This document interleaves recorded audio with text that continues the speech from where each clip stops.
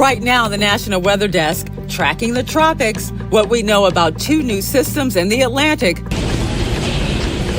Hurricane Michael. We're in bad trouble. I get that. We'll look back at a Category 5 storm 5 years after it devastated portions of Florida's panhandle.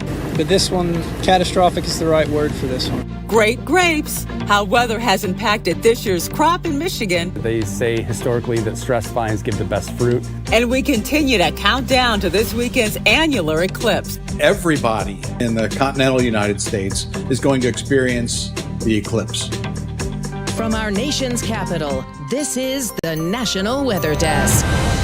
Good morning and welcome to the National Weather Desk. I'm Angela Brown. So far this week, we're tracking a storm coast to coast. That storm now bringing more rain to the Pacific Northwest. This morning, several inches of rain could fall before the storm moves out. As it heads east, it could bring snow to the Rockies and rain, severe storms, and possibly flooding to the plains. Finally, it should be in the northeast by the end of the week, which could lead to a wet weekend. We are also tracking two systems in the tropics this morning. The one over in the eastern Atlantic is likely to develop into a tropical depression, but it's not a threat to land. The disturbance in the Gulf of Mexico has a low chance for development, but it could bring rain and wind to the Gulf Coast, including Florida. We're going to keep a close eye on that one this week as well. 5 years ago today, Hurricane Michael made landfall along the Florida Panhandle. NOAA says the Category 5 storm, it was directly responsible for 16 deaths and $25 billion in damage. We have several clips that look back on the storm's power and all that devastation. We start, though, with storm chaser Britt Adair, who found himself fighting for his life as he drove into that Cat 5 storm. The scariest experience for me was Hurricane Michael 2018. We got in a situation where we had to abandon our vehicle as the storm surge came in, and I'm talking winds were over 100 miles per hour outside already with debris flying through the air. We're in bad trouble. I get that. I mean, but right here we can climb up the side of this house. We got caught in the storm surge, unfortunately. For Brett Adair, this is just another day at the office. The truck ended up several hundred yards away from where we parked it, and we had waves hitting the windshield. We had a boat went over top of the truck, landed on the other side of it. If we'd been in the truck, we could have drowned.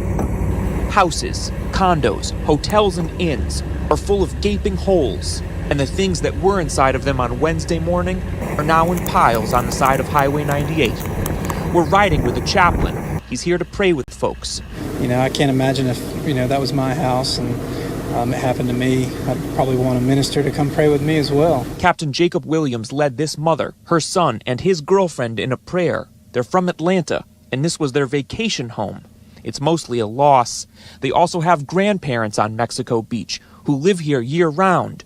Their homes are totally gone. Normally when I'm watching the news, I'm like, man, they just overblow it, but this one, catastrophic is the right word for this one. I've been through hurricanes before, but never nothing like this one. This has been really bad, really bad. Betty Sweet was pushing up against her front door, trying to keep it from blowing in as Hurricane Michael battered her property. Well, you can see, it's all over. Betty came to Florida in '72 from New York. She and her husband owned an ice cream business, and this home was their own private sweet treat for retirement. Did you think you were going to make it? I didn't know. I just was praying to God. Hurricane Michael's incredible strength was unusual. It is still one of just 4 to make landfall in the continental U.S. Meteorologist Emily Gracie looks at the history of these rare but deadly events. Hurricanes are rated on the Saffir-Simpson wind scale, with Category 5 being the highest and most destructive, with sustained winds of at least 157 miles an hour. In the history of the United States, only 4 Category 5 hurricanes have ever made landfall. The first on record was the Labor Day hurricane of 1935. It devastated the Florida Keys, making landfall near Islamorada with winds estimated at 184 miles an hour. Next was Hurricane Camille in August of 1969. It hit the Mississippi coastline near Bay St. Louis. The weather instruments near the eye were destroyed by the hurricane, making it difficult to measure, but post-storm analysis estimated the winds near 175 miles per hour. Hurricane Andrew slammed into South Florida near Homestead in August of 1992. At that time, winds within Andrew were estimated to be that of a Category 4 hurricane. But in 2002, 10 years after landfall, upon reassessment, it was determined that Andrew was a Category 5 at landfall with peak sustained winds of 165 miles per hour. Most recently, Hurricane Michael made landfall in 2018 near Mexico Beach, Florida. Michael rapidly intensified in the warm Gulf waters right before landfall with winds of 161 miles per hour. Rare extreme wind warnings were issued even well inland as it held on to its hurricane strength into central Georgia. While these 4 storms have stood out in the record books due to their wind speeds, it's important to remember the devastation that has come and will continue to come from future storms due to storm surge and inland flooding. For the National Weather Desk, I'm meteorologist Emily Gracie. More cities are being built in high flood risk areas. Now, that's according to a recent report in the journal Nature. The report says from 1985 and extending over 3 decades, development in flood-prone areas grew by 122%.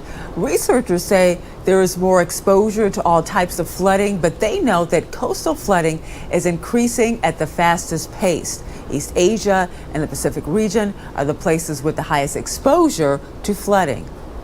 Well, it's that time of year again when people flock to the Northeast for the change of colors. They're sometimes called leaf peepers, but they're not always popular with local residents. In Vermont, one well-known destination closed its doors this year to the frustration of tourists. Adam Sullivan has that story. It's a bummer. Corey Johnson and her mom turned on the Cloudland Road, hoping to see the Sleepy Hollow farm. But a road closed sign stopped them in their tracks. Maybe they could do like a reservation system or something where people can just drive by, because that's all we were going to do. We weren't planning to stop or anything. We just wanted to see it because it looks beautiful. The property has been a much sought after tourism destination in recent years, thanks in large part to social media. It is arguably Vermont's most photographed private home. That was our biggest thing we wanted to do, was go to Sleepy Hollow. So, I mean, you win some, you lose some. A little bummed out because the pictures are so great and it looks beautiful, but we've seen so many other really pretty things around here that I don't feel like we missed out. Increasing tourism traffic on the road forced the towns of Woodstock and Pomfret to limit access for 3 weeks during peak foliage. Local residents say people were getting out of their cars, blocking emergency access, and trespassing on neighboring properties. At the end of the day, we want people to come to Vermont. The Windsor County Sheriff's Department is now patrolling the area on a regular basis. We want them to enjoy the scenery. We want them to shop and enjoy their time here. But we also are asking people, please just be respectful. This is the current status of the road. The quiet is a welcome sound to residents, who declined to speak on camera, citing unwanted national media attention surrounding the closure. Thankfully, out-of-towners say there is plenty to look at on pretty much any back road in Vermont. Y'all have so much to offer till it's okay. I feel like everywhere you turn, it's just so pretty. And you know, it's getting colder outside, and that could bring out those fall colors, but it can also pose some risks to your car. Meteorologist Lindsay Storrs posted on Instagram about one way colder temperatures can impact your vehicle. Tell me if this has ever happened to you. You get in your car on the first cold morning and you see this little symbol. After a little bit of investigation, you find out that your tire pressure is low. But you know your tire pressure was fine yesterday, so what changed while you were sleeping overnight? The temperature. That's what changed. So why does temperature impact tire pressure? Take a look. Air molecules behave differently depending on the temperature. When it's warm, air molecules move quickly and take up more space, so the pressure inside your tire is higher. When it's cold, air molecules move slower and don't take up as much space, so your tire pressure drops. So when you see that little light pop up, it's important to put more air in your tires. If you drive around on tires where the pressure's too low, it can cause tire stress and uneven wear, so you'll have to replace your tires more often. And we'd love to share your weather content on the air. You can find us on all of your favorite social media platforms, Facebook, YouTube, Instagram, TikTok. Just search the National Weather Desk. And coming up on the National Weather Desk, we'll look at how drought is impacting northern Michigan's grape harvest. And we'll find out how an annular solar eclipse is different than a traditional solar eclipse.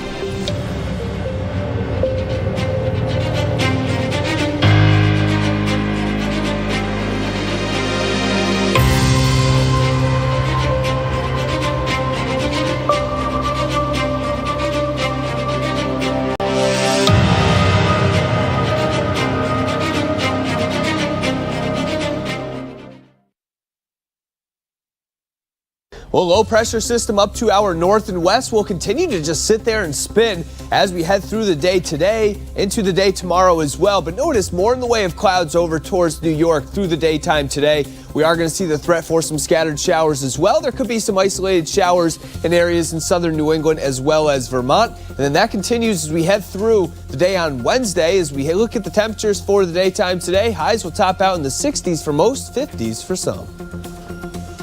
I'm meteorologist Jonathan Myers, and here's a look at the mid-Atlantic region. Up and down the 95 corridor, looking like things drying out as we head into Tuesday. Our latest weather maker continues to push off the coast. Sunshine breaking out, mixing with a few clouds here and there. I think it's a mix of clouds and sunshine overall as fair weather high pressure builds in. Our latest weather maker, and that's going to help pump temperatures up a little bit. 70 degrees in Baltimore, low to mid 70s in Virginia. That's the scene here.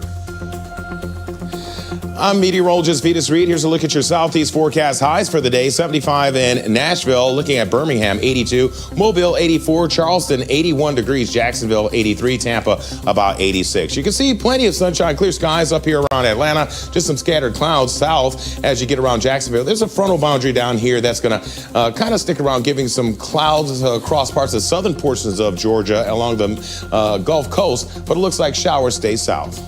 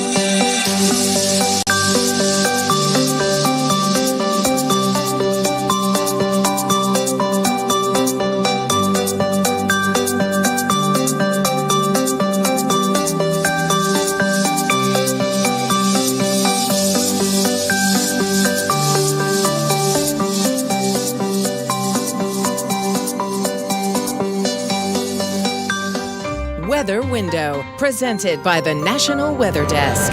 Check out the thick fog blanketing the valley in Glacier National Park in Montana. People visit Oxbow Bend in Wyoming's Grand Teton National Park for the awesome views that also included a layer of fog. As for rainbows, this double rainbow illuminated the sky near Albany, New York, and in Michigan, this viewer found a truck, not a pot of gold, at the end of this rainbow. For more content like this, like the National Weather Desk on Facebook. We are just days away from the annular solar eclipse. Emily Gracie recently sat down with an expert to find out how an annular eclipse compares to a total solar eclipse and what you can expect to see where you live this Saturday. Yeah, this eclipse coming up, which is on October 14th, it's a Saturday, is called an annular eclipse. And so that means that the moon is just far enough away from the Earth in its orbit where it's not going to block the entire sun. It's going to leave what scientists call a ring of fire around the sun. What is it going to be like with the annular eclipse compared to a total eclipse? Is it going to get as dark or does it stay a little bit lighter? It will stay a little bit lighter. You don't get that path of totality. You get a path of annularity. And that path of annularity is still awesome because you can see the moon moving in front of the sun. What you'll see, it's, because the size of the moon is slightly smaller than the apparent size of the sun, it's the outer edge of the sun that you'll see. And it'll appear as this brilliant ring. You need to wear that eye protection during the annular eclipse the entire time, so you can see and observe that ring around the sun. So it's not like the total eclipse where when that was in totality, you could actually take off the glasses. The annular, you need to keep them on the entire time. Exactly. So keep those glasses on the entire time. And the reason why you don't want to look up at an eclipse is because if it's not total, it's way too bright. You'll damage your eyes. So if you're not in that path that we see on the maps from NASA, are you still going to experience something? Everybody in the United States, in the continental United States, is going to experience the eclipse. And if you have these glasses, and you can watch it safely. I'm here in Annapolis, Maryland. We can put them on, look up, and you'll see the moon blocking part of the sun. And to hear even more about this eclipse and the total solar eclipse in April, check out this week's episode of Off the Radar. Dave will debunk some eclipse myths and discuss the behavior of animals during those few minutes of darkness. Find Off the Radar anywhere you get your podcasts. Northern Michigan is home to dozens of wineries and is a popular wine tourism destination. Meteorologist Trevor Roboto has a look at how the weather has impacted this year's crop. This year has presented its fair share of challenges for farmers due to the drought over the summer.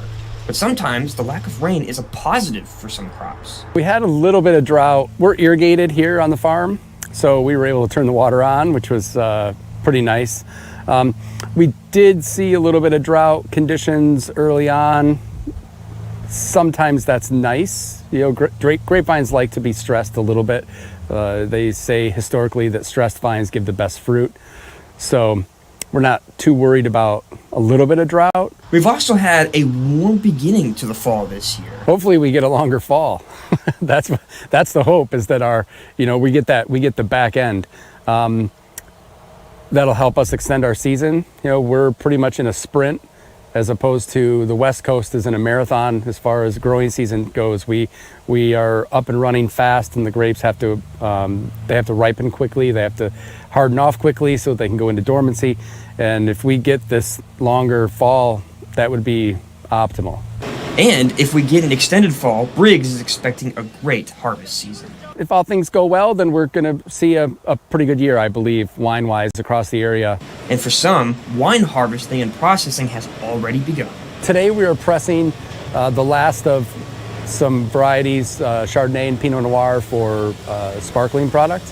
And then we are getting ready to ferment a Minnesota cold hardy hybrid called Frontenac Gris. In western North Carolina, debris burning is the #1 cause of wildfires, and right now 85% of the region is abnormally dry, and some counties are seeing moderate drought. Jennifer Emmerich looks at how crops are being impacted and steps you can take to prevent wildfires during the fall season. Our last crop didn't make it because they didn't have enough rain. While Tomas farms lost their corn crop, irrigation on some of their other McDowell County fields led to a robust haul to western North Carolina's farmers market. Peppers and tomatoes fared better in the drier weather.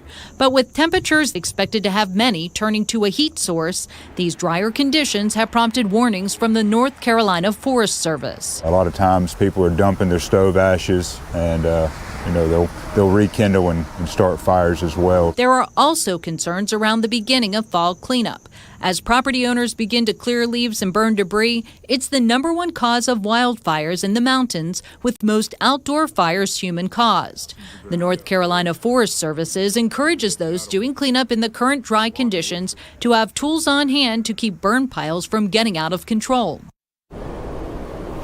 It's been a warmer than usual start to fall, meaning in some areas the vibrant fall colors have not reached their peak. But in West Virginia, there's one area where, despite the slow start to cooler autumn temperatures, the trees are in full color, are colorful this fall. Meteorologist Doug Harlow takes us there. It's been unusually warm, so not surprising that fall color is lacking around here. In order to see some beautiful fall foliage, we've got to go up. Way up. To Spruce Knob, the highest point in West Virginia at over 4,800 feet in elevation. And while it's been a very warm month of October locally, up here on the mountaintop at night, temperatures have consistently dipped into the 40s and 30s. This high point gets its name from the abundance of red spruce at the summit, but there are plenty of deciduous trees providing a canopy of gold, red, and orange. To get to the top of Spruce Knob, you can drive. There's a nice leisurely road that will get you up to the top here, along with a parking lot. But if you want to really challenge yourself, you can take the hiking route. Several trails will get you up here to the top after several arduous miles of hiking. A short climb up the observation tower at the top will provide a spectacular view. And what's great about this location is that even once the leaves have come off the trees up at the top of Spruce Knob, you can come up to this observation tower and get a look at the valleys below where the leaves won't be peaking for another 1 to 2 weeks. And if hiking and cold weather don't necessarily appeal to you, you can always enjoy the fall foliage from the warm confines of one of the many trains operating in the area, including the newest, the Greenbrier Express, that travels along the Greenbrier River between Cass and Durban. We head to our second break. A surprising find in the middle of Virginia's Rappahannock River.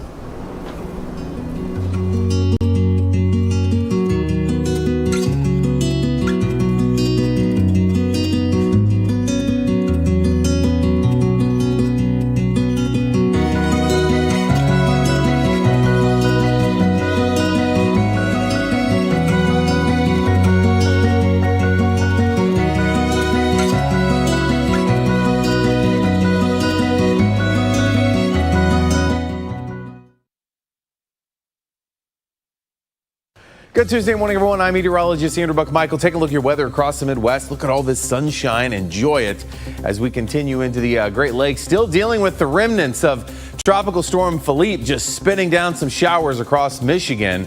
Tomorrow we got a warm front lifting to the north, so it's going to start warming up across the south. We got some 80s on the map there, including some scattered showers and storms. That rain continues lifting to the north, pushing that warmer air more into the southern plains in the Ohio Valley, and that rain continues north. Good Tuesday morning to you. Meteorologist Chris Suchan. Look at our forecast today across the region, and we'll see some cloudiness across South Texas and Louisiana, and a little bit of rain possible around Corpus Christi, maybe a few showers around San Antonio. Notice the temperatures in the 70s. Meanwhile, 80s, Oklahoma City into a Little Rock, and Dallas, New Orleans around 80. Wednesday's forecast, area of low pressure just out over the western, northwestern Gulf with the best rain chance for coastal sections. Otherwise, we'll have sunshine 80s, but 69 for high New Orleans. Well, hi there, everybody, and a good Tuesday morning to you. I'm meteorologist Shannon O'Donnell. Typical fall weather moving through the west. We're still warm and toasty in the Valley of the Sun, 98 today out of Phoenix, but starting to cool off in the PNW with rounds of rain coming through Seattle and Portland. Back to the low 70s in LA, Salt Lake City going to see this first cold front dropping on down into Utah and the Rockies as the day goes on. And that's the scene from here.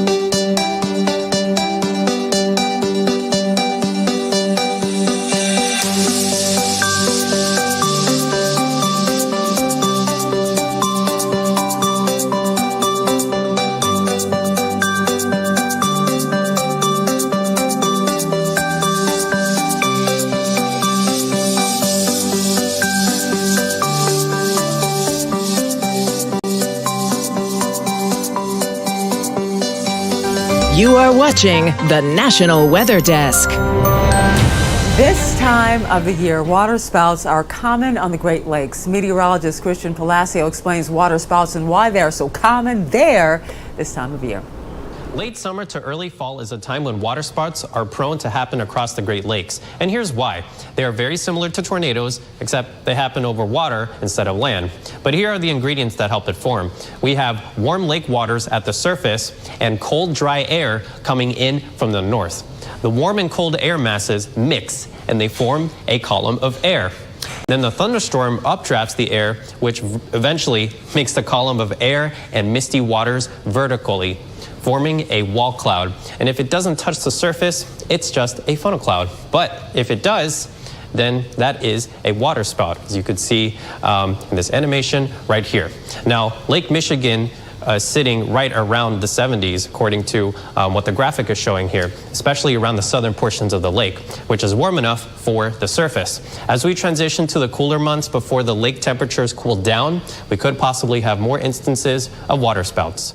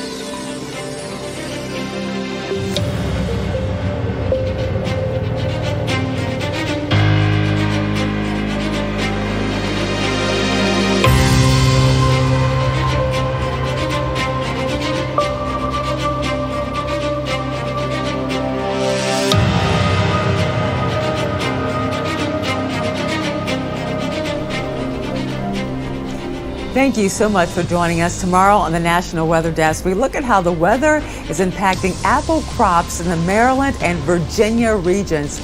I'm Angela Brown. Make it a great Tuesday, and we'll see you right back here tomorrow.